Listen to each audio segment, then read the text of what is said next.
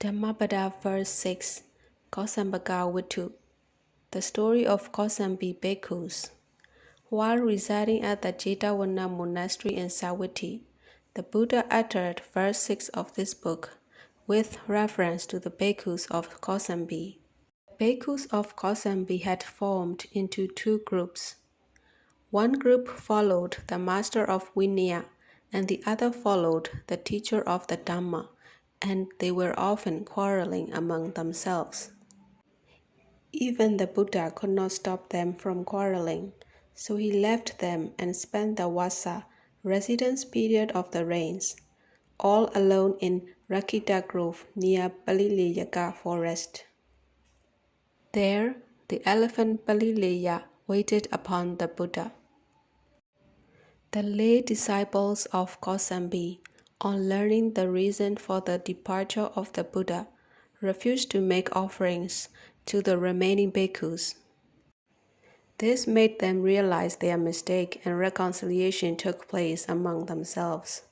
Still, the lay disciples would not treat them as respectfully as before until they owned up their fault to the Buddha. But the Buddha was away, and it was in the middle of the Vasa. So the Bhikkhus of Kosambi spent the Vasa in misery and hardship. At the end of the Vasa, the Venerable Ananda and 500 Bhikkhus approached the Buddha and gave the message from Anathapindika and other lay disciples, imploring him to return. In due course, the Buddha returned to the Jetavana monastery in Savatthi. The Bhikkhus followed him there, fell down at his feet, and owned up their fault.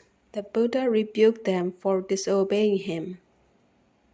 He told them to remember that they must all die someday, and therefore they must stop their quarrels and must not act as if they would never die.